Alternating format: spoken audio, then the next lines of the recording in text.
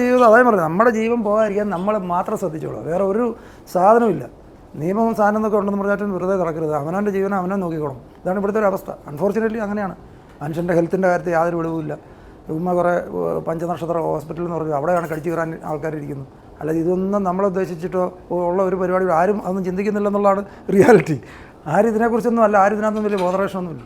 പട്ടി എത്ര പേരായി അടുത്ത കാലത്ത് പട്ടിയുടെ കടിയുണ്ട്. വെറുതെ പട്ടിയുടെ കാര്യം ഈ ലോകത്തിലെവിടെ നമ്മൾ പുറത്തെ രാജ്യത്തൊക്കെ എവിടെയും പോയിട്ടില്ല. എവിടെയെങ്കിലും ഇതുപോലെ അലഞ്ഞിരുന്ന് റോഡ് കളിച്ച് പട്ടി തലക്കമ്പലം ഓടുവാണോ?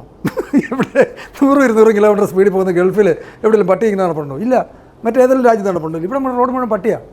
ഒരുത്തിനും ഉത്തരവാദിത്തമില്ല. ഞാൻ പറയുന്നത് ഇപ്പോൾ വേറെ പലയിടത്താണെങ്കിൽ റോഡിൽ കൂടെ പബ്ലിക് പ്ലേസ് എന്ന് പറഞ്ഞാൽ പഞ്ചായത്തിൻ്റെയും മുനിസിപ്പാലിറ്റിയുടെയും കോർപ്പറേഷൻ്റെയും ഇതിലുള്ള അധികാരത്തിലുള്ള സ്ഥലമാണ്.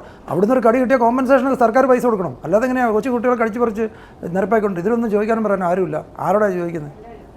ഒരു മനുഷ്യനില്ല. മനുഷ്യൻ നമ്മുടെ ജീവിതം അതേ പറഞ്ഞു, നമ്മുടെ ജീവൻ പോകാതിരിക്കാൻ നമ്മൾ മാത്രം ശ്രദ്ധിച്ചോളൂ, വേറെ ഒരു സാധനമില്ല. നിയമവും സാധനം എന്നൊക്കെ ഉണ്ടെന്ന് പറഞ്ഞാൽ വെറുതെ കിടക്കരുത്. അവനവൻ്റെ ജീവനം അവനെ നോക്കിക്കോണം. ഇതാണ് ഇവിടുത്തെ ഒരു അവസ്ഥ. അൺഫോർച്ചുനേറ്റ്ലി അങ്ങനെയാണ്. മനുഷ്യൻ്റെ ഹെൽത്തിൻ്റെ കാര്യത്തിൽ യാതൊരു വെളിവുമില്ല. കുറേ പഞ്ചനക്ഷത്ര ഹോസ്പിറ്റൽ എന്ന് പറഞ്ഞു അവിടെയാണ് കടിച്ചു കയറാൻ ആൾക്കാരിയ്ക്കുന്നത്. അല്ലാതെ ഇതൊന്നും നമ്മളുദ്ദേശിച്ചിട്ടോ ഉള്ള ഒരു പരിപാടി ആരും അതൊന്നും ചിന്തിക്കുന്നില്ലെന്നുള്ളതാണ് റിയാലിറ്റി. ആരും ഇതിനെക്കുറിച്ചൊന്നും അല്ല, ആരും ഇതിനകത്തൊന്നും വലിയ ബോധറേഷനൊന്നുമില്ല. പട്ടി എത്ര പേരായി അടുത്ത കാലത്ത് പട്ടിയുടെ കടിയുണ്ട്. വെറുതെ പാവം കുഞ്ഞുങ്ങളൊക്കെ നമ്മുടെ ചെറുപ്പകാലമാണ് നമുക്ക് ഓർമ്മ വരുന്നത്. നമ്മൾ പട്ടിയെ കണ്ട് നമ്മൾ ചെറുപ്പത്തിൽ പേടിച്ച് റോഡിൽ കൂടെ നടന്ന ഓർമ്മയാണ് ഇവിടുത്തെ കുഞ്ഞുങ്ങളൊന്നും പേടിച്ച് നടക്കുമ്പോൾ നമ്മുടെ മനസ്സിൽ വരുന്നത്. ഒരു ഉത്തരവാദിത്തവും ഇല്ല. അത് മരുന്ന് കുത്തി വെക്കുന്നതിന് പേ വരുന്നു. ഇതൊക്കെ എന്ത് സാധനമാണ്? ഇന്ന് യാതൊരു പട്ടിയുടെ അതേ പറഞ്ഞേ, ഒരു പട്ടിയോ പന്നിയോ ആയിട്ട് ജീവിച്ചാൽ പോലും ഇതിനേക്കാൾ സ്റ്റാറ്റസ് ഉണ്ടായിരുന്നു ഇവിടെ.